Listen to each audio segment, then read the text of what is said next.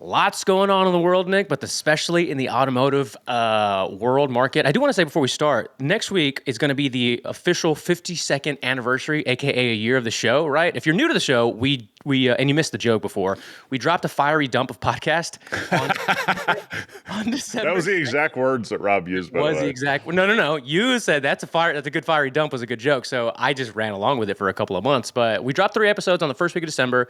Christmas Eve, the first viral video goes, and the rest is kind of viral history, automotive history, I should say, at this point. So send in your emails, clutchculturepodcast@gmail.com, and we will try to just get together as many podcasts, or rather emails on next week's podcast. We'll still do a regular show, but if you guys really and ask about anything regarding Nick's work history, his private life, secrets from the underworld. I'm going to tell you this. You know what questions I think we have to retire? What? What would you buy for $8,500? You know what? I agree with you, but a part of me is like, it's gonna be so small that we're just gonna start talking about scooters. You can get some mongooses for about $80. Hey, I almost had a scooter incident pulling into my shop today. So that guy in your strip. No. My next door neighbor sells all of the high end one wheel scooters, dirt bikes, all electric. Right, coolest neighbors in the world. Couldn't be better. They are very respectful of everybody when they do test runs with people buying them. Nobody in this park has anything. You got to cross a couple lanes to get into my shop. Mm-hmm. Okay. So you cross a couple lanes, guy's flying on a scooter. There's no way for you to see him, right? He's not even in your peripheral when you're doing this. So he has to stop. I get the finger. I get the finger. No, I'm like, bud, you were on the sidewalk. It's not like you were walking and I almost hit you. You're riding something that goes the speed of the cars on a sidewalk. It'd be like Lance Armstrong riding his bike at full speed on a sidewalk. You guys would all find that weird. You just see his LX bearing down on you? Now, here's the deal. I'm driving the GX today because I got to get it cleaned up. Okay. But wouldn't that be funny that if my newest one that my family drives, I just put a human being right on the hood? That'd be wild. People think it's going to be a Halloween decoration. No, that's real. So here, I got to ask everybody out there listening, because if you live in certain neighborhoods, if you're in certain places, these scooters are everywhere. And I told you and I were hanging out in the Woodlands, mm-hmm. and that area of Houston, there's kids flying on scooters, and you have those weird paths that break up for those that have neighborhoods like this. The path goes basically right before the stop sign. Mm-hmm. You know what I mean? And then you get out into the street, so you can clip a kid and still not make the turn. Right? So you got to watch what's going on. I mean, it's pretty wild. And we're having the same thing here in Vegas because of the weather. Southern California is experiencing the same thing. Anywhere where it's somewhat warm, these scooters. So now they're actually here. Legislation is probably going to get passed that you got to register these vehicles. No way. It's crazy. I've seen some videos where people are riding these they look like dirt bikes, but they're That's my neighbor's got a bunch of them. Oh, dude, cops are not knowing what they are. They're running into issues, and then here's the thing: they go 70 miles an hour. I know, pretty wild, right? And on top of that, you can get them for a couple $100 now. You can get them really inexpensive. Well, these are a few G's. I was gonna say, if you don't want the really, Yeah. I mean, the ones that my next door neighbor has, let me tell you, they're nice. I mean, you get on those things, you're like, oh, yeah, this would be – I don't know how people are buying these for kids. Oh, it's so dangerous. Because, I grew up with dirt bikes. I understand that world. I don't know what I would have done if I'd have had something that goes 0 to 70 miles an hour. I mean, and we're talking about, instantaneously. This isn't – I'll tell you what you do. You're going to be that guy in the video that I saw last night that made me want to throw up before bed, where it's a Charger EV drag racing a Tesla. You'd be in your dirt bikes as a kid trying to just race the other kids going 0 to 70 in 2 seconds. Yeah, but I mean, can you imagine how high you would jump off a dirt ramp with one of these EV things? Yeah, it's terrifying. It's terrifying. And then as soon as it lands, it just blows up. It's just one. But so now they're running into it. I mean, it is because it's. I mean, these are technically motor vehicles. We're talking about it on a car podcast. Yeah. I get it, but if they have to start putting VIN numbers on these things, you're going to have to start carrying insurance. You're going to have to start playing the game. And out here, I don't mind how anybody gets around. Your thing is your thing. Yeah. We're not judgmental. One of the guys that's worked over here a long time, they have souped up one of those one-wheel things that you stand on. Mm-hmm. Like the skateboard looking thing? Yeah, but it goes between your legs. It's got two things on the side and a thing in the middle. I think they got that thing up to 55 miles an hour. This dude rides it to work. Oh my god! I hate sounding like an old fuddy-duddy, but does he have a helmet at least? Oh yeah. He's got the Barry Bonds get up. Oh, okay. He's going. No. These guys are smart about it. Like these guys, they run events where like there's dirt tracks, and so these guys are like my next door neighbors. Like in all honesty, they really have, I don't know, $2 million worth of merchandise probably. Dang. I mean, they really do it right. Like, and they want people to be safe, and they kind of advocate for people to stop the knucklehead. But they build dirt tracks, for guys to have events and stuff, and people come from. So they're cool as hell. But this guy, I see him every day. He'll give you the wave. Got the Bluetooth speaker on his chest, all padded up. He goes to lights. He's spinning around. He's dancing, and boom. 40 miles an hour in no time. It's crazy. Wow. That reminds me, talking about building tracks and dirt tracks and whatnot. Have you ever had, let me tell you one of these like weird dream-like things that I keep saying one day would be kind of cool to do when you're just maybe a little bit older and don't really care about, other real businesses, is a basically like a dirt track, but for RC cars. Oh yeah. No, those are big. I mean, cool? It's so cool. Yeah, people, it's like any other hobby, right? It's how far you want to take it. Like basically to me, RC cars then become these guys are flying like 737 remote controlled jets. You seen those guys? Oh yeah. The one where the stuff comes back and hits people, I can watch that shit all day. It's all day. So bad, man, that like I've seen those too, and that's just gotta that's concussion central. Like 100%. Taking you out. 100%. Because the stuff is I get squeamish at this point, man, because they're just getting rocked by these RC flying. They're basically boomerangs coming back at their face. What'd you see the Aspinall eye poke? That was okay. Please give me your. I love that you said that because I was going to say for it at the end, and then we'll get into car talk. What did you think of the whole fight? What Dana said? I didn't see what Dana said, but you get poked in the eye, you get poked in the eye. Yeah. I mean, did you see what Bisping said? I didn't. What did he say? He said, "Hey, you're the champ. You get poked in the eye." Considering he's got one eye basically, and he did for most of the end of his career. Like you got to keep fighting. You just got to keep going. I don't know, man. No offense to Michael Bisping, he's not Tom Aspinall. Yeah, it was a brutal poke. Like 100%. And if you've never been really poked in the eye like that, I'm not saying everybody's been to that level. And Bisping has a point because he's fought through that kind of stuff, but. Yeah. You're the champ. You get to do what you want to do. Yeah. And this is what people have a problem with in combat sports is it's the true meritocracy. When you have the belt, you make all the rules. Yeah. So, you get a shot to the groin, you want to stop the fight, you could stop the fight. Otherwise, don't give out belts. Did you see Alex's reaction when he What was that? Alex Pajeda, when he saw what happened, he's just like, he just got up. He was watching it wherever at his crib or whatever, his nice ass fucking house. And he just gets up and he's shaking his head. And he just goes and sits down. And then you see John Jones being like, hey, White House, me, you. Like, imagine John Jones versus Alex Pajeda at the White House or at any point for the light heavyweight. Well, he wants to fight Pereira, right? Yeah. I'm going to say this, and I love John Jones, and I think he's the best fighter I've ever seen. Oh, yeah. There's a lot of dodging that's going on at the end of his career. Mm-hmm. I think that's a bad look. It's a bad look. I don't think so. He's John Jones. No. There's been a lot of dodging before the end of his career. Like, I get it. Here's what I'm going to say.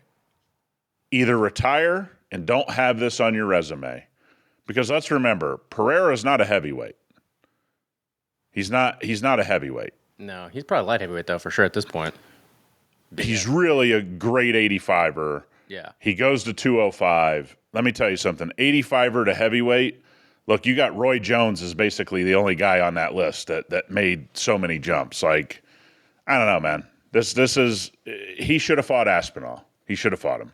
It would have been cool to see. It looked like Cyril Gahn was putting it on him though, and John Jones. Yeah, I love when people say, "Well, John Jones took a." You do know fighters get better. Yeah. Like It's gotten really good. Yeah, that's what's funny to me is they're like, well, John Jones beat the brakes off him. Okay, but if he goes back to the lab and improves, it wasn't like he was a bum. He just needed to fix some things. Now, I'm not saying he did or he didn't, but it's always funny to me how people say, well, he got beat up by so-and-so. It's like, there's a lot of people in history. Chuck Liddell got beat up by people and still got the belt. Randy Couture got beat by people, still got the belt. You're supposed to go to the lab and get better. Yeah. Like, there's just so many people that don't understand that, like, what happened 6 years ago, 3 years ago, doesn't mean that's the same fighter 3 years later. I think it's still a super exciting sport, and I'm glad that more people like, even if it is the casuals. I mean, there's more buzz about it. People kept saying, 100%.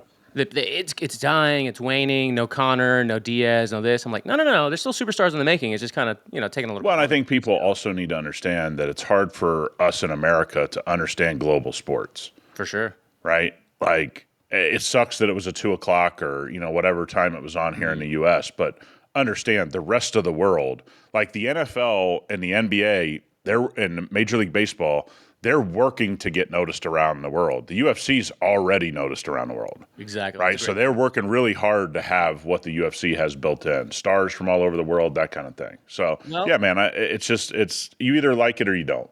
Yeah, I agree. And speaking of around the world and things that are recognized and known around the world, wheel companies, Nick. Wheel companies are really going through it right now. Yeah. I've been seeing a lot of write-ups and a lot of videos of, and honestly, I think we without naming names, obviously specifically, a lot of niches or corners of the automotive market right now are feeling it. They're feeling the squeeze of purchases and other competitors. Private equity has really hurt the aftermarket world. Absolutely. So the wheel thing was really interesting to me because I saw a ton of them over the last week where all of the people going to Alibaba. So there's a report that SEMA puts out.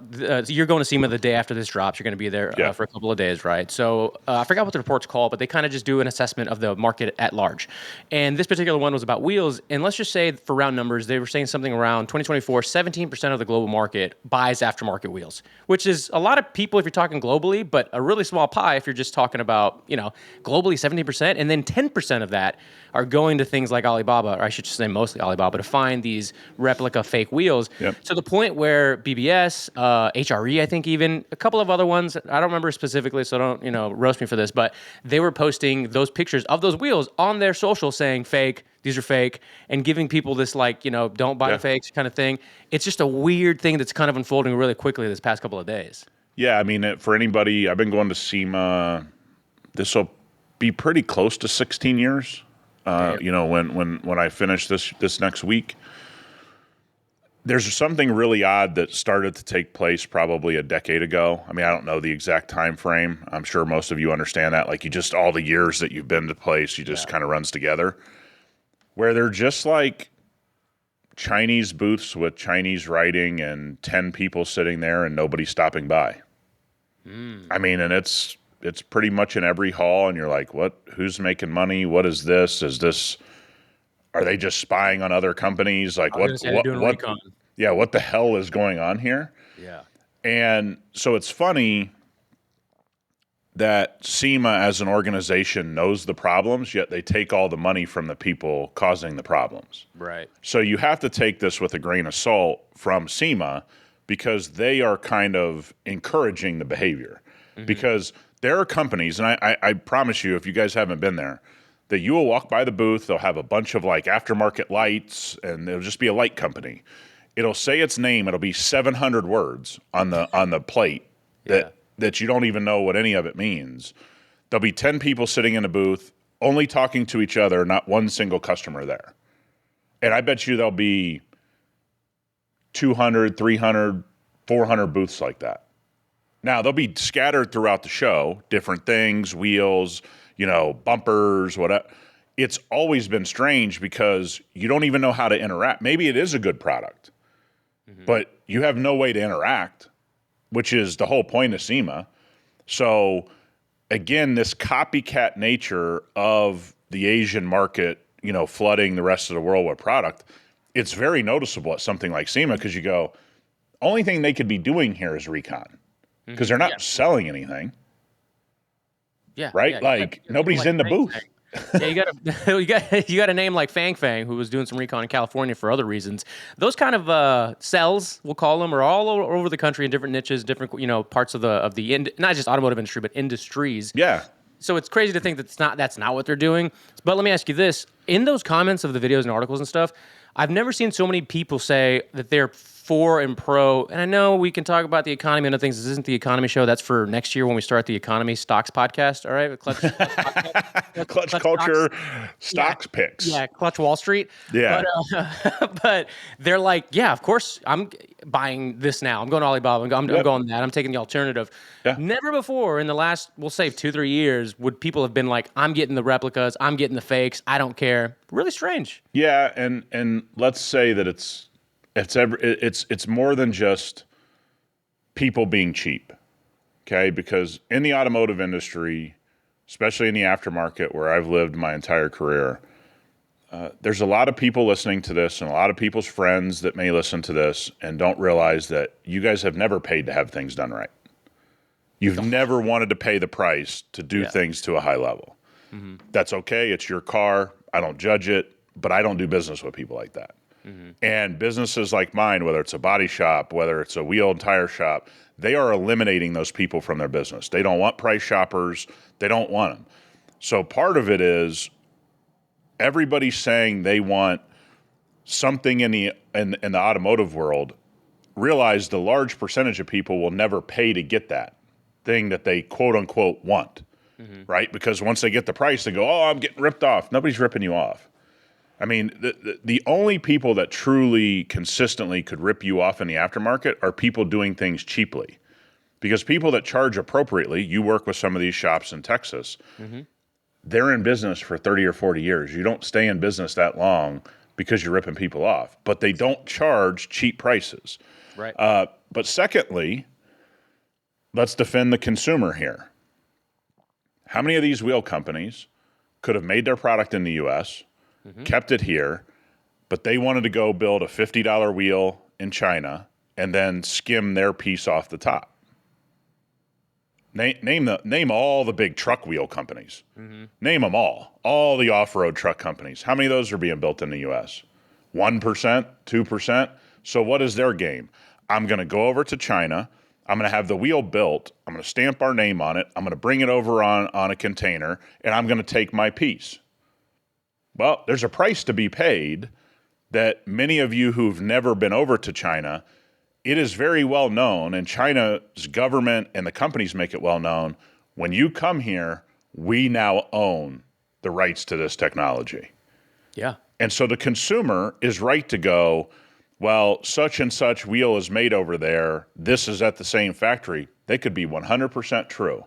So for all the wheel companies complaining, and again, I've already given you the consumer problem, so I'm not just blaming the wheel companies. The consumer has a problem. They don't really want to pay for high quality. The other side of it is they're right to go, well, this company doesn't have a manufacturing facility in the U.S. They got to be getting it from somewhere. And let me tell you, it ain't Italy.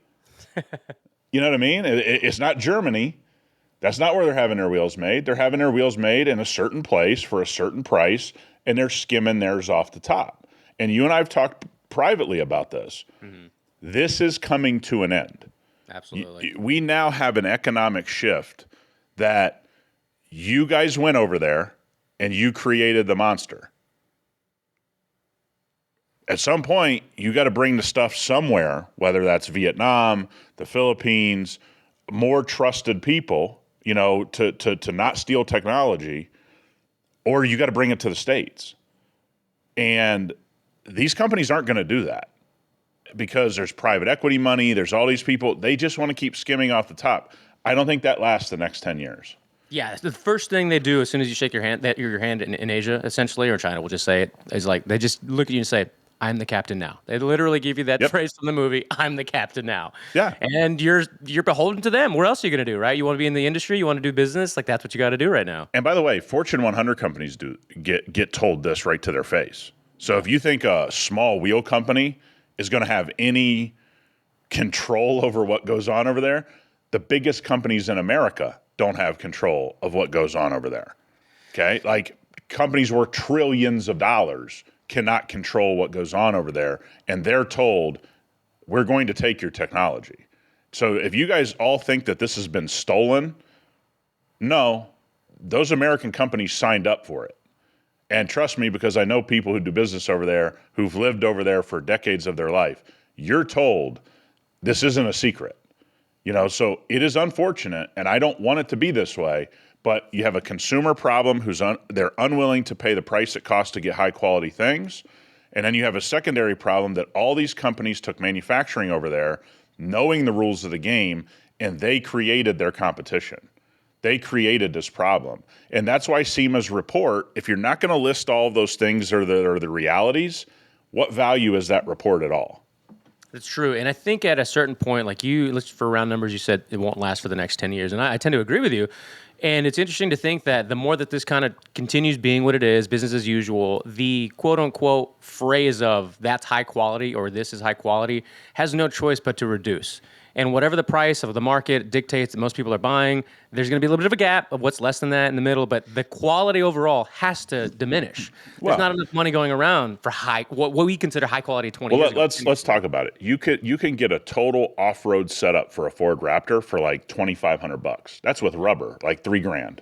Yeah. Okay, I'm just giving somebody a round number. If I'm off a few bucks, but somewhere between $2,000 and $4,000, you're getting rubber and wheels.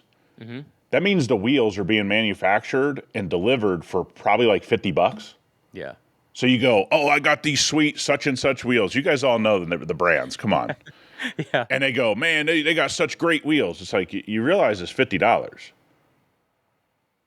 That's how much the wheel costs. Now, I'm not make your money. I mean, we've said that on. I want everybody to make their money. I want all you guys to make your money. But don't tell me what a high quality wheel is when it's $50. I know what the manufacturing cost is. It's $50.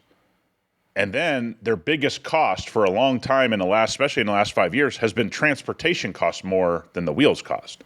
Dude, logistics expensive. Right. Container price went up, this kind of thing. No shade towards any of that. But we have lost the ability to understand and we did a podcast before where we talked about wheels were so expensive back in the day because most of them were being built here. They were of a certain quality. Most of those wheels look great today. Go get a set of black wheels from one of any suppliers. You don't take care of them meticulously, within a year they look terrible. Yeah. That was never really the case with high quality wheels back in the day. Like those looked better than factory. That was what aftermarket companies did. Not all of them, but the major names. You look at it now, dude, you can get a year down the road and go, oh man, these wheels. Especially black. Like I know you're a bigger fan of the black wheels than I am, but like shitty black wheels these days look like burnt plastic essentially. Yeah, it's a great call. Yeah, well, I mean, and Toyota proves the point, right? Like Toyota's black wheels, it's like within 2 drives, you're like, what happened to my wheels? I just went to the store and back and I went to my kid's soccer game. What happened to these wheels? Dude, it's a wild thing right now. And, I don't know. I have a lot of hopes for as this audience grows, they're going to be more on board. And again, if you're not within the budget range to afford whatever high quality it might be to you or for your platform or whatever, we get it totally. But if you do want to see that high quality from the States, it's going to require a huge collective effort to go in that direction. And not a lot of people are really actively voicing those opinions or thoughts or even bringing up these topics at all on a show. I'll say it. The elephant in the room is everybody wants everybody to make a great living. They're like, I want everybody to make a great living, yet they don't want to pay the bill that comes due for everybody making a great living. For sure. That's just what it comes down to. Yeah, and this isn't the last 5 years. This isn't the last 10 years. This has been going on for decades and decades and decades. Okay? Where the prices go down, everybody screams that they want a better wage, but when everybody starts making a better wage, that means when you go for your oil change is now $200 instead of $65. Yeah. Because you can find those places, by the way, and most of you don't go to them. They're very niche. They're a BMW specialist, an Audi specialist, a Toyota specialist. Those guys charge you accordingly. But their business is very minor compared to these big garages that are charging the numbers most people are comfortable paying, no matter how expensive their car is. I mean, I know guys that take Bentleys to quick oil change places. I mean, it's not an economic thing, guys. There's a lot of people that believe, well, there's a certain part of the market that needs that. Yeah, you're correct. But I know people in the upper echelon that do this, that buy cheap wheels, that buy a Raptor and buy the cheapest wheel they can find, and buy the cheapest rubber they can find. And, they're not at the bottom of the economic totem pole. Everybody wants things to be a certain way, but they don't want to pay the bill. And that's been pretty much my whole career, by the way. That's not just like a recent phenomenon. And what's interesting, I've talked to some personalities that have been in the automotive world, like publicly, right, on camera for a while, and when I kind of poke at like what they think they want to do in the future when it comes to like whether it's their small business or their creative endeavors or whatever, it's less and less. I want to do more stuff in the car world. It's actually they don't want to do more stuff in the car world. Like want to pivot somewhere else into because they know people. The Rolodex has expanded into other aspects of a business. They're like, I'll work around the automotive industry, but I don't want to be in the automotive industry. It's super competitive. Yeah, it's right? super competitive. Like if you've never done business in the automotive world, you have no idea how much competition on every level there is. Yeah. If you own a mechanic shop in Houston, you have probably more competition than Apple has because Apple only has to deal with like 3 or 4 companies. You're dealing with backyard mechanics, guys running shops that don't need to make a profit for whatever illegal reason that they're running. Like it's insanity, and it's nothing to cry about, right? I don't want people to take it that way. This is just the facts of life, and this is why I hate things like the SEMA reports on this kind of stuff because they don't lay out what's going on. If you take your wheel company and you go offshore, it's anybody's game at that point. You didn't have to go offshore; you made the choice to. And it's funny. More recently, like I don't know, in the last month or two, I've seen some people we'll call them bigger names in wheels, just not automatically, all of a sudden rather, start a, what do you call it? Like a cheaper van, with a value brand or some other, another arm of their business where they're just basically the same things, maybe a different color with like one little element that's a different design. Yep. And then they sell it for like half the price or something like that. Yep. Economic, that's the word I was looking for. They're trying to find an economic line to their wheels. And in my mind, I'm like, is that really solving the issue of what your margins look like or the profit looks like? I don't think so. It's the low-hanging fruit. And then they go over there, and then that company brings out a lower-priced one because they're the manufacturer that looks exactly like yours, and you go, these aren't ours. Well, yes, they are. You gave that technology to the company you hired. As a guy that owns a manufacturing business, there's realities. Once I know how to make something, I can make it. Captain now. I'm the captain now. You know what I mean? Like owning the means of production is something that we have vastly undervalued for probably since the 90s. Okay? 1990, 1988, something around that time frame. Now the next decade is going to be who controls the means of production for your company. So if you're a wheel company, you better find a way to own your production line. This is what we say a lot about car companies. We're seeing all kinds of fragility in the supply chain again. Worries about chips, another chip shortage coming. Guess what? When you don't own the means of production, you're stuck because now you're at the mercy of whoever owns that means of production.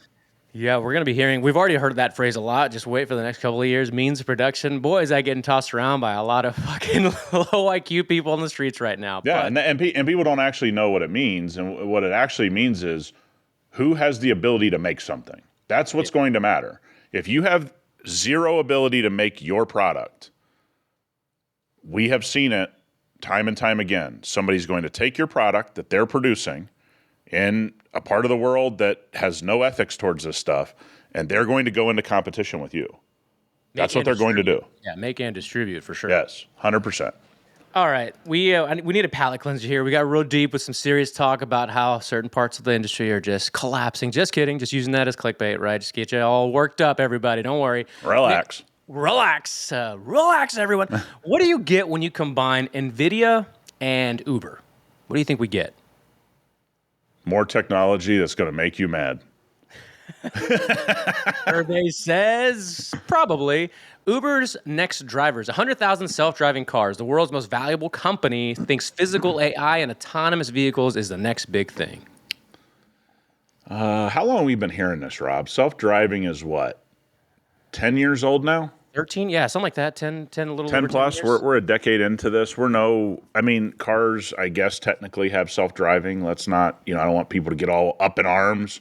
Yeah. We still have Waymo hitting pedestrians, but, you guys have it figured out. Look, this is coming. I don't know when it's going to get there. They still haven't solved the insurance thing. That seems to be very, very hot button issue with all of this. I hope it's wrapped in this NVIDIA livery as well. Didn't NVIDIA passed Germany in GDP just this week. I Yeah. think you're absolutely right. So that I'm sure that's not a bubble. But when you look at this, I think all of us have to kind of collectively say we're somewhere. I don't really know where we're at, right? Because I've been hearing self-driving and let's go back to Elon Musk saying every Tesla's going to be a taxi, and basically we're going to pay your car payment by, turning it into a robo-taxi, which, by the way, if you own a car, you want drunk people throwing up in the back of your Tesla while you're asleep. I just don't think you guys want that, but that's beside the point. He didn't think about that, right? Like, are you going to screen to people getting into my robo taxi while I'm asleep, Elon? No? Okay, that should be interesting. But if you do sign up for that, go over to hypercleanstore.com. We'll help you clean those carpets when they're done with them. Yeah, when they're done throwing up from being on the strip. Yeah, but I think we all have to look at this collectively and say we're somewhere. All of these technology companies, I think you and many others talk a lot about AI slop in the system. I don't know how much of this news has been slop. For the last decade, it's pretty much all been slop, meaning like it hasn't come to fruition. You've had all the giants get in. Google, Apple went heavily down the road of this and backed out. You now have NVIDIA. We know Tesla's been far down. You got GM, who's far down this. They have some semblance of self-driving after 10 years. Some semblance, right? How many of you understand it? How many of you use it consistently? Tiny percentage. And again, I don't even think the insurance industry knows what to do. I mean, this could collapse parts of the insurance industry, and I get it. We all hate insurance. I'm not defending insurance in any way. It deserves to have some changes come, but if that collapses, it now puts a lot of things in question for you, the everyday driver, if you get in an accident. Because if you guys ever see when an insurance company pulls out of a state, the kind of disaster it leaves in its wake, you got to be very common sense about this. And again, no defense of insurance. I hate it as much as anybody. I just don't think any of the major questions have actually been solved in the last decade. Like in a straight line on a freeway, we've solved self-driving. Okay, let's say that in 10 years. How many of you drive in a straight line to work every day?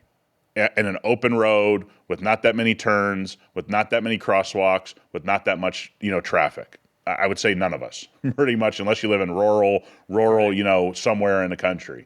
I just don't think we're that far along, but I do think it's coming. I just got no idea when it is. Yeah, and I don't feel like it's anytime soon. I will continue to cover these and talk about these and read these articles and watch these videos because I think it's interesting and people seem to think it's around the corner. But again, it's been a decade around the corner kind of thing plus. I try to stay out of Austin just because there's just not a whole lot for parents, right, with kids to really do in Austin unless you just have people in town like we did. We had some people in town not too long ago and, did some fun, had some good food. And and here's what I wanted to say, the amount of Waymos that I saw in that one weekend was so annoying. And again, I don't know why, because I'm interested in this stuff. I don't know other people are interested in it too, but Sure. I just think it's such a bad idea.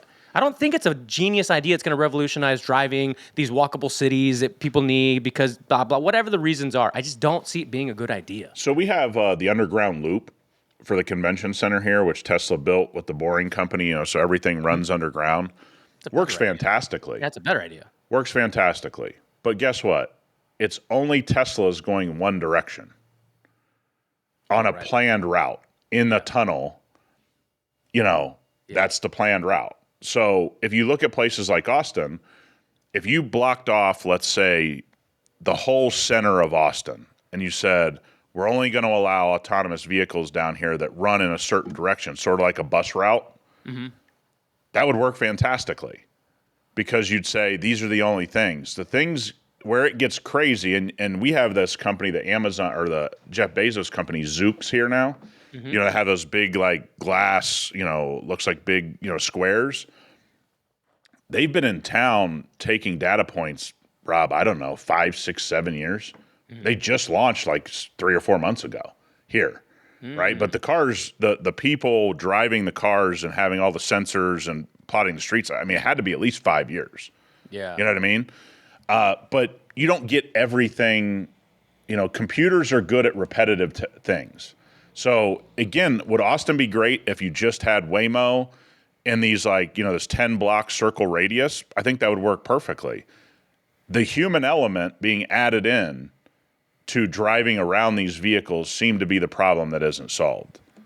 Yeah, and earlier this year, speaking of Austin, like Sixth Street has been forever this famous, little downtown area where you go, you party, have fun, music. It's a cool place. It was way cooler, 10 plus years ago, in my opinion. That could be the old geezer in me in my mid 30s. But they put barriers up there, so you have traffic there now at all times. You can have traffic go through. And in my mind, when this was back in the springtime, they're like, okay, they're obviously planning to have more autonomous vehicles going up and down Sixth Street and all of the downtown areas. And they were water filled, and then they moved to concrete. I don't think they've done that yet, but they're essentially just solidifying the fact that you're not going to be roaming these streets. Autonomous vehicles are going to be roaming these streets, and we need to make them safer for that. Yeah, and walkable downtowns are an absolute great thing to have in a city like Austin. There's parts of, and people that live in Miami Beach can correct me on this, I think there's part of, now South Beach that's only walkable. They just shut the cars down. Like any car, you're not going to come down here. And people can correct me, or that was the plan. I think that's totally fine for places that, you could make New York City some of that, but you're only talking about, Chicago, parts of Los Angeles. It wouldn't even be all of Los Angeles for those of you who haven't been there. LA's really spread out. But could you make Soho and North Hollywood and parts of that walkable and not any cars? Look, man, I'm all for that. And I don't think most of you care about driving in those places, right? Like if I had to park somewhere, Scottsdale's like this, old Scottsdale, hey, park your car, walk around there. There's plenty of stuff. It's all pretty near. I don't really have an issue with any of that. Like, I don't think that's taking away drivers' rights because it sucks to drive in those places anyway. Yeah. The places that really suck to drive, it's like, let's just be done with it, right? Yeah. So I think we have an interesting question here, but we're somewhere with all this autonomous stuff. I think anybody that's being honest on one of these types of car podcasts needs to say, I don't think any of us know where this actually stands. No, but I love when people are really sure of themselves and they write stuff definitively like this is what's next or this is the next big thing. I'm like, okay, I'm going to grab my popcorn and see how right you are in the next couple of months. Well, for 10 years they've been wrong. So, exactly. but it's like the people that say a collapse is coming. If you say it for 100 years, there's a certain number of years you're going to be right. Well, so speaking of, and we talked about Amazon, now we're talking about AI, they had this huge layoff here recently, right? AI, that's revolutionizing, industry here, taking what I think I had written down 30,000, but I think it was half that, maybe leading up to 30,000. This is going to happen across the board. GM's going through the same thing. Yeah, I think the AI thing is a farce when it comes to these layoffs. Please expand. It's really simple to understand. Anytime, so here's what we're supposed to believe now.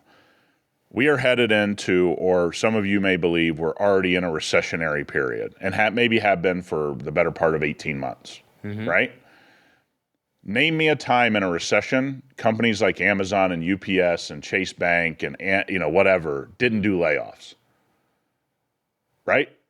I mean, that's exactly what happens in a recessionary period. So now it's like these companies can get let off the hook and say, this technology that, again, many companies 6 months ago were like, we don't really know how this is going to work, and we've been working with it. You didn't lay off 30,000 people because of AI. You laid off 30,000 people because during good times you bloat with employees, and in recessionary times you fix the head count.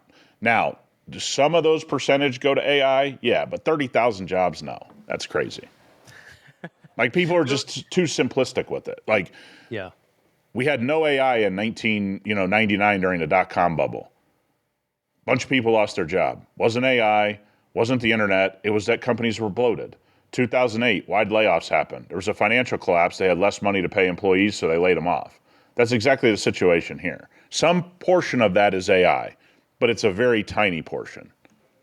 Yeah, it's fascinating. Last night, Nick and I were just texting about something else, car delinquencies, and every time we get these articles, it just seems like it's like that phrase, like it's slow and then all at once.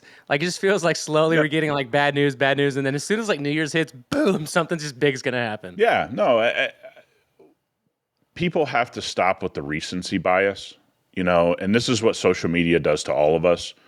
Just like we have all these people that tell me, all cars, you're wrong. They never sold for less than MSRP. Cars have been sold for 100 years. You guys are worried about the last 4.5 years. Somebody said they hadn't been sold for under MSRP. Oh yeah, well, no, there's always cars that are sold above MSRP. I don't know, man. I've been in the car market for 25 years. I never paid MSRP ever in my life. Not once. No. Not one time. Because incentives, they would run a deal, you'd get financing at 0%. Come on, man. But you can't be the people in the car market that look at a 4-year period out of 100 years, 4% of the time, and say that's the market. That isn't the market. And even today, I had a guy say he lived in a certain state. He goes, if you come up here, everything's selling for MSRP. What he didn't know is we just got 2 deliveries of 2 trucks out of that state, both of them a little bit less than MSRP. Because one of my clients is a big hunter. They had some specs he wanted. We bring down 2 Ford products, both sold for under MSRP. But in his world, he thinks every product in his state sells for over MSRP. No, they don't. Guys, GT3s sell for over MSRP. But you can probably get most 911s for MSRP, maybe a little less, maybe a financing deal. But at times, maybe a 911 turbo, you have paid MSRP or over. But again, you're talking about a tiny percentage of time that the 911 turbo has been sold. Blip in time, man. Blips in time. So I was telling Nick before we started, there was an article from Motor Trend, Good, Weird, and Ugly, and they had driven a bunch of cars, had a bunch of different write-ups on different parts of it, and Nick had mentioned he was around a Benz, an EQS here recently, and this was an interesting one that I felt like you might have some feedback on, and since we're talking about EVs and all this world right now, why not bring it up? Weird 26 EQS 400. So essentially, it wouldn't charge on anything other than a level 3 Electrify America stations. He tried 2 L2s, an unlocked Tesla supercharger, even a power-up and nothing. To get it charged enough to go back to the test track, they ended up having to hang out at a supermarket parking lot until 1 a.m. until every other Mercedes in Glendale had finished charging free for the first 2 years, you know? So that was the weird part of it. And I wonder to myself, how many people are experiencing this? I mean, 1 a.m. at a supermarket because nothing else would charge this thing? You know how mad someone's got to be if that happens to them, like an average person. The defenders of EVs just always leave these things out of the story. Yeah. And I read these a lot. Yeah, there's no, this isn't new. This has been the quirk of EV since it started. That doesn't mean EVs are evil, but this is part of the story, right? Yeah. And it's like, I read something else where a guy goes, I wish this car was an EV. You know, the gas engine this, so why'd you drive it? Why'd you let that company send you that car if your whole thing was going to be, I wish this was an EV form? Then just get the EV one. But you had to come. What's that? Is this a journalist you're talking about? I mean, go ahead and put the air quotes up. Go ahead and put the air quotes up. Yeah, journalist. The journalist that says, you know what would make this better if it was an EV? Okay, well, they have an EV version. Why didn't you just have them send you that if that's what's going to be your right? Never get a car from anybody again. Well, this guy should have never been allowed ever to be anything. I mean, this guy's been hackish for as long as I can remember. But I don't understand why we always leave stuff out of the story. None of us own Mercedes. None of us own Tesla. We're all just consumers of this, and we're all just watching the story. So it's like saying you're for the little guy. You tell the little guy to buy an EV, but he loses 50% of his money because you didn't tell him that the depreciation was historic. But you're for the little guy. No, you aren't. You are for EVs because you want to be invited to certain parties. You want to seem like you're cool when you're not. You don't really have any interesting takes, so this is what you're going to latch on to. I don't latch on to any of it. EVs, if you can charge at home, EVs for a commuter car work perfectly. Okay? They work perfectly. You're going to have some quirks with them. You're going to have some things not just like you would with your gas car. You're going to have some recalls. You're going to have some things. I'm not trying to bang on EV. I'm not trying to bang on an ICE vehicle. We're just going to tell the truth about what they are. And guess what? When you have to charge on the road, stop telling people it's all figured out. Because time and time and time again, I sent you a video of a woman who took her Tesla on a road trip for the first time. That video was unhinged for an EV owner. Yeah. Right? She was like, I can't believe it. This trip's going to take extra hour. And so when I said this on this podcast, I was like, San Diego to Las Vegas, I've seen people take an exorbitant amount of extra time when they rented a Tesla to try it out, right? They did the responsible thing. They wanted to see how they could live with it. That didn't happen, buddy. Yes, it did. I got no dog in the fight. I don't own any of these companies. And by the way, just so we're clear, I don't own them in my stock portfolio. There you go. I have no dog in the fight here. Where else do you get this kind of transparency, people? Nowhere. Yeah. I don't have any of this as like, this is, I gotta defend something. But guys, the charging thing, especially when it's not at your house, is still problematic. Okay? That doesn't mean it's as bad as it was 10 years ago. It's not what I'm saying. But it is problematic. And again, if Motor Trend is willing to write an article like this, it tells you that it's bad. Because make no mistake, they don't want to write that. And there's a lot of things those publications have hidden from you over the years that I'm aware of. This is not second and third hand knowledge. I know they've been at things, Motor Trend, Road and Track, all of them, where cars caught on fire, never made it into the article. So if they wrote this, it must have been bad. Make no mistake is one of my favorite phrases that people use. Like, make no mistake, and then you just say something funny. I don't know why, it just brings everything together so well. Yeah, and guys, that's why we use the air quotes journalist. Because we know some of these men and women have been at events, had the whole fleet of cars catch fire in some way, and wrote a glowing article about the car. Literally a fireball. Yeah. It was literally a fireball. Yeah, like, had caught fire. And when you talk to the manufacturer, like, yeah, we can't believe it. Yeah, I mean, all of our cars caught fire. Nobody even said anything in the article. You're not gonna put that in the article, are you? Yeah. By the way, they didn't even have to ask that. Yeah, they already knew. They already knew it wasn't going in the article. And then when it didn't go in the article, they go, "Can you believe this? These people didn't put that in the article." Like, we got those actual stories, guys. It's crazy. So good. That is so good. Let's take an opposite direction, left-hand turn here into some gas talk. All right, our boys over at Ram, I should say, they're going to launch their first SUV in 2028 with gas and plug-in hybrid setups. Before I even scroll down anymore, how excited are you for a new Ram SUV? Ram. Can I before you scroll down, can I say I'm optimistic because I think they could do some cool stuff if it's done right. My concern before you scroll down is it's not going to be cool. I wish I could give you more than what they gave us here, but all they're saying is that, look, okay, so we got a Wagoneer clearly. The Ram SUV is going to be built at the Warren, Michigan, where the Grand Wagoneer is manufactured. And they don't really give you how much more, but they're kind of letting you know, like, hey, we're putting some big dollars behind this. So are they just going to build a Ram Wagoneer? It kind of seems like it. I'm not going to lie to you, but I don't know. I hope that doesn't happen. So that's one, right? And the second part of it was we're going to have some trucks that are going along with this. So 2 SRT trucks coming out next year. Here's what the Dude concept is going to debut at SEMA. So I need you to take a picture of this. If you can get in it, if you can look inside this, please look inside of this, because I'm not going to lie, kind of like this. Tell me your thoughts. Well, it has a lot of vinyl, so I'm assuming you liked it. Wow. Unfortunately, I'm not a big sticker on the side of my car guy. This gives me like Super B vibes, that Charger Super B vibes. Hey, that's a good call. Yep. The front end looks mean. Looks good. Looks good. Yeah, no, it looks good. Where do you rest on hood scoops? I knew you were going to say that.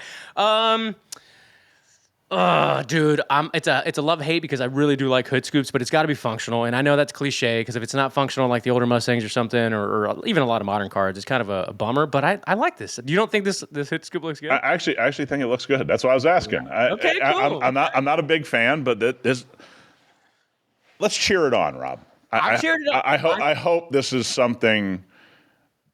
We need more good stuff. You know, yes. I don't think people kind of see that about us at times. It's like, I really just want more good stuff. It's like your boys over at Nissan saying, we're going to make an Infiniti QX80 with a GTR engine in it. It's like, okay, I don't know if it's going to get made, but let's go. I mean, let's go. Let's ride into the sun. And if it burns up, at least, at least you took the spaceship right into the sun. At least you did it.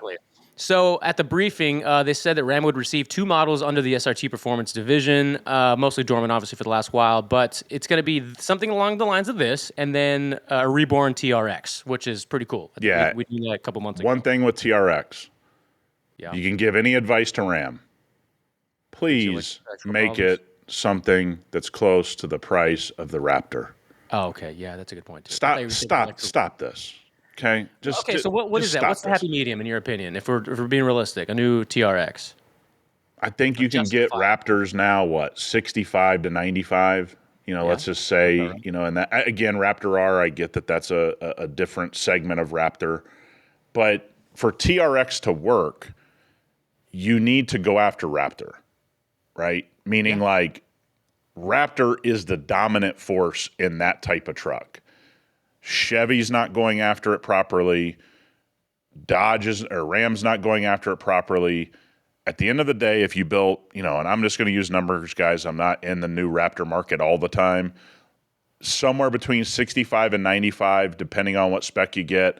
Then if you want to build this ultimate TRX, just like the Raptor R, go ahead and build $120,000+ one. But I think they screwed it up, and I like the TRX truck, by the way, so this is not an indictment on that. But coming out where that thing was already 6 figures, and that was your starting point, you're not really solving the Raptor problem that you have if you're Ram. And so I hope that's something that they do, truthfully, because I like the design of it. I think that truck looks mean when you drive when it's driving around. I like the way it looks. No, it does look good, right? And are you a fan of the small, like the single cab, the 2-door, smaller version of the TRX? When you see those putting around, yeah. I mean, but again, we all know that the consumer wants to buy the 4-door, right? So I think I want to see something challenge Raptor. I really do, and I don't care what company does it. I don't have a dog in that fight either. Like, I just want to see somebody. Like, it's unbelievable to me that Chevy just said, "Nah, we're good." No, we're good. You realize that's been 15 years. Has it really? 2010 is Raptor. 2010 to 2014 was Gen 1. Mm-hmm. Okay, somewhere in there. So I mean, actually, it could be late 2009 if I got it right. Like, I think you're right. Yeah, something like that. Right. 15 years. Chevy's just been, nah, we don't need that money. It's like you already have a platform. Yeah. What's worse, that or the FJ for all the time it's been away? Well, the FJ was just like Xterra. You couldn't have canceled something at a worse moment in time when you were about to go on a legendary 10, 12-year run with overlanding vehicles. And by the way, you have cashed in on TRD Pro with all of your other vehicles. So, yeah, I mean, the FJ will go down as one of the strangest, if not one of the worst automotive decisions to ever, like, just because of when it happened. Like, if FJ would have been canceled in 2001, it's not that big of a problem. They canceled it like before, like right before it hit. And by the way, you think they could have just turned the key and go, "We're bringing it back. This thing caught fire." Nah, we're good. We're just going to go down with the ship. They got it roaring in 6 months. 100%. Yeah. Okay, they just said, "No, we're good." I'm so glad you mentioned the Xterra right alongside the FJ just now, because have you seen what they're bringing to SEMA?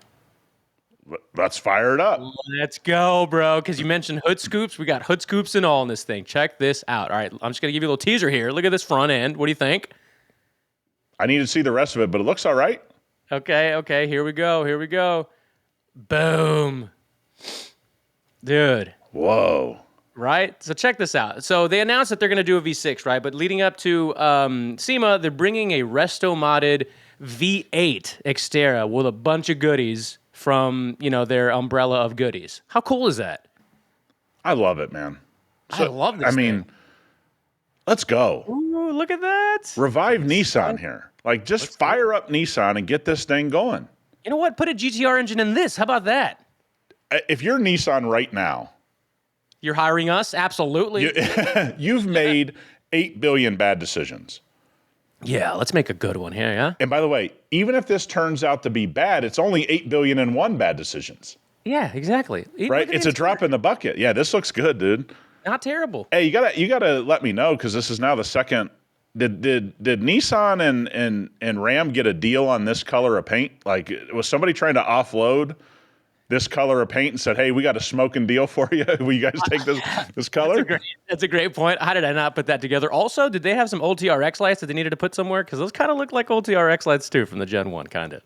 Yeah, did Ram and Nissan go, "Hey, we can get a deal on paint from PPG and DuPont. They got a bunch of this extra color, and oh, by the way, we got some extra headlights for you." I mean, they're already in the mix with Roush. Why not just, hey, who else wants to come in on a project? Yeah, you get a car and you get a car. Yeah. Hell yeah. Hey, I'm in. Just do it. Like it's like what was it called? The Toyota Surf that they brought to SEMA last year. Just build it. Yeah. What do you got to lose at this point? Honestly, if you're Toyota, you got nothing to lose because, by the way, you got people paying exorbitant amounts of money for Tundra. And you got the most runway of anybody. Yeah, I hate to say it that way, but what do you got to lose at this point? For them, they got nothing to lose. They're the big dogs on the block. They can do anything. All right, so sticking to Nissan here, we have the Patrol. Sorry, yeah, the Dune Patrol coming to SEMA. That looks pretty cool too. Yeah, it looks great. Look at that. Man, that's badass. Super bad. I'm upset it didn't have a Whittle Ladder because that would have made it complete. Hey, what? In case you get hurt, they go ahead and have a stretcher on the back for you. Yeah, you going snow? I thought it was a surfboard for the same. Nah, that's if things go off kilter for you. We gotta stabilize your neck, Rob. They need to put this in the new Call of Duty or Battlefield or something. Like, this is a great. Hey, and if you miss the mountains, you just look at the graphics on the side. You're right back in the mountains. Hey, I missed the mountains. Let me walk to my garage and look at the mountains on the side of my vehicle. I literally got teary-eyed when I laughed just now because I totally missed that. I just thought it was like a design, but you're right. It's just dunes. Hey, do you miss the dunes? Do you want to go back? Just go to your garage. That looks awesome, by the way. Awesome. Yeah, that looks cool. So Nissan brings 2 forbidden fruit off-roaders to SEMA, I guess. I'll do my best, guys, to put this on our Instagram story. I want to see this. This looks great. We want to see it in the stories, but we also want some like really artistic, journalistic takes while you're there. So we need pretend you're holding a microphone or just pick up a microphone, whatever. Give us your most authentic Nick journalist, impression when you're there, because we want the quirks and features. Shout out Doug DeMiro. We like Doug DeMiro. Yeah, but we want to know your true touch the car, right? How's it feel? How's it smell? Let us know everything. The only thing we don't have figured out at SEMA is Wi-Fi, so the post might come a little later. Really? The biggest convention center in the United States? I'm telling you, you guys have all been to stuff like this. It's just one of those things, man. You get Wi-Fi in certain parts, other parts it's a little spotty. So I'm sure they'll get it figured out, Rob. I kid. I gotta pull this last article before I ask you one question that's not article related. Your thoughts on Alfa Romeo right now? It's a dumpster fire. It is, right? Look at this. 26 Alfa Romeo. Is it tonal? I don't know. Still feel special when Dodge feels similar. What does this look like to you? A Dodge Hornet. Thank you. Exactly. This is basically a Hornet with an Alfa up front and some wheels. Yep. It's uninspired from a brand that I think we all had high hopes for when they reintroduced back to the U.S. market. Right? I mean, they built one of the great performance sedans. Everybody has a little bit of their own opinion on that. But by all accounts, and I had many, many friends and customers buy Alfa when it came back to the States, and they can't stay out of the shop. They just continue to have the same problems historically they've always had. And now you're essentially going backwards. And again, we find another pair of SUVs here that are going to be in the $40,000 to $55,000 range, which is, at this point, is this one of the most crowded price segments in the history of the car business? Yeah, because everything's that price right now. Yeah, I mean, everything's falling. Let's be fair. There's a $20,000 range, 40 to 60, that's as crowded as it's ever been. Mm-hmm. If you're Alfa, I understand it costs you what it costs you to build, but you can't go into the most crowded segment because you're not going to win. You're not going to beat Toyota. You're not going to beat Honda. You're not going to beat Chevy. You're not going to beat Ford. You're not going to beat those companies. So you either need to start building better vehicles at a higher price point and get out of the clutter, or you got to find a way, just like Dodge Hornet. You and I have said it. Dodge Hornet is if it was $22,000 to $25,000, I think Dodge Hornet would have done fine. Mm-hmm. But it was like $42,000. Yeah.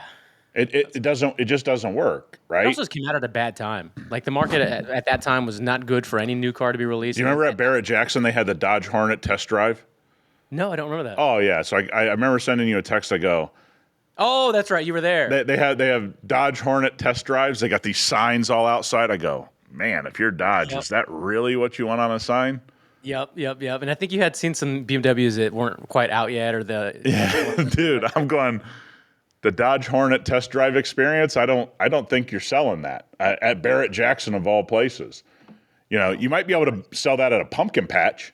Say, we're the only people here, but at Barrett Jackson, it seemed like it was just the bring your weirdest place in the kids world. on the Dodge Power Wheels over here through the pumpkin patch. All right, look, as we land the plane, I got to ask you a question because we're basically in the best time of the year, in my opinion. Fall, going into winter shortly, rounding out 2026. And one of my favorite things to do around this time, because I like keeping my car clean as much as I can, is rinseless, waterless washes. Yeah. And when I met Nick years ago, one of the first things that when I found out they made was awesome in my mind was a rinseless, waterless product, right? So it's called Eco One. Do you have a preferred way to rinseless wash your car if you're doing it in the garage because it's cold outside and you want to do it in half an hour, maybe even if it takes you an hour, but like in a reduced time? Yeah. So I have a way real quick, and I'm going to tell you, and I want you to roast it or tell me if it's a good method, but you tell me the right method first. yeah, the right method is put something in a spray bottle or pump sprayer or whatever. Soak the car down with your waterless solution. Get some solution on there. The solution helps you remove the dirt. It's got some, things in there that help you to remove the dirt, surfactants, etc. But then it adds lubrication, which causes you not to scratch your car, which is what most of you guys care about. You don't want to make your car look worse from washing it. And then you just have a couple ounces with some water in a bucket, a bunch of towels, and go to work. So what are your thoughts on, and I saw this a long time ago, and I've actually been meaning, so it's perfect to talk about it on the podcast, so you can either tell me it's a stupid idea or a really good one. If you have let's just say a 5-gallon bucket, like you were going to wash the car regularly, and you put a couple of ounces of we'll say Eco One in this case, and some water maybe to kind of dilute it, depends how much you're using, and then you just kind of kept it in there with towels so that if you got I got time here, it's already ready to go, you just maybe spray some more on the car, and then you take the towels that have been kind of, Soaking. soaking Yeah. exactly into the bucket, and then go that way. Is that cool? Well, the problem is that you're going to run into how clean is your water. So, like if you use distilled water, it would absolutely work, right? But if you're just using regular water, you don't have spot-free water or anything like that, what's going to happen is it's going to eat at the solution. But you could always keep a 5-gallon bucket of water ready to go, and then just take your gallon, couple swigs into the bucket when you're ready to go, and then go. Seasoning your towels is not a bad idea. But what's going to happen is it's going to diminish the effectiveness of that by the minerals starting to eat things away and that kind of thing. So I would just keep the bucket of water ready and a couple of swigs when you're ready to go, and you're good to go. Swirl it around in there, you're good. Damn it. I thought it was like... No, it's not the word. I mean, look, you could do it. You could do Yeah. it, but like I said, it's just going to lose some effectiveness just because that's how I want the full power of Eco One. When I use it, I want the full thing. I don't want to... Yeah, just do. There's plenty of videos on HyperClean Store. Just do it the way I tell you to do it. Rob, just do it the right way. Right. I'm the average person right now to be like, can I cut a corner here by just having it? 100%. Well, dude, I got my GX. It needs some love. So when we get off this, I'm gonna be a long time today of working on this car. Kids, family. Dude, yes, Yeah. same. So I filmed a little bit of my car. I'm going to start in 2026 making some content alongside Nick because I have some cool things that have kind of come up for the GTI that I can do, and I know people love hot hatches. It was super dirty. I got video of it super dirty, and then I didn't get video of it clean yet, but I went to Houston. It was a quick day thing, but put a couple hundred miles on the car, and I saw clear skies, and all of a sudden, just out of nowhere, rain came. I was like, you have got to be kidding brutal. me. It's brutal. That's a brutal break. Oh my God, right. And by the time I got back, it wasn't as dirty as before I left, but it was a perfect opportunity to start rinseless. So now I'll just keep on the rinseless maintenance so I don't have to keep going out there with the whole rig and the sprayer. Yeah, exactly right. It's a perfect in between, stay on top, go out there on a Saturday morning once you get good at it, go out there for 30 minutes. Yeah. Before you got to go to a kids event, before you go to a car event, whatever it is you got to do. Let's say you got something at 9 o'clock. 7:30 to 8, go out there, get your car right, take a shower, take off. I mean, it can really help your life taking care of your car. Because I don't really ask Nick this on personal calls because we talk about other things. This way it helps you guys and me. What about the wheels, real quick? The wheels and tires if you're doing rinseless. It's going to be it's going to be taxing. You're going to have to get some towels in there separate from your paint towels. Okay, obviously never mix the two. Never mix those. You're gonna have to work a little bit. Gonna be a little bit more elbow grease and solution. Look, nothing's ever going to replace a power washer, guys. It's not going to happen. But, if you can only get the faces and, you can get what you can get. Like, rinseless is a good thing for a lot of you guys in the winter months that are in very cold climates. You don't have a choice, right? Sometimes you just got to do what you got to do to make your stuff look as good as you can make it look. Luckily out here, I don't deal with that, but we get a lot of high winds in the wintertime, so things get extremely dusty and just not good looking. And so you gotta, the only good thing saving grace on my GX is it's full PPF head to toe. So it makes me feel a little better when it gets, neglected because, it's nice to act like you can get to everything all the time. I mean, I have a shop, I have the setup, I have every chemical you could want. Man, when your life gets busy, it just is what it is and you got to make the best of it. All right. Well, that's hypercleanstore.com. Go get Eco One. Nick doesn't know this, but he's going to be funding some future projects for the podcast with things like Eco One. So I'm letting him know on the show that's what's happening. Hey, I'm going to let you know. You guys got to go support that if I can convince Nick to make that happen. So until next week, remember, send in the emails for our 52nd episode, clutchculturepodcast@gmail.com. Follow the pod everywhere, Clutch Culture Pod, all over the internet. And guys, we'll try to do as much SEMA content that's worth it for you. We'll try to shoot some stuff when we're there. Awesome. Looking forward to it, man. Have a good one. You too, man.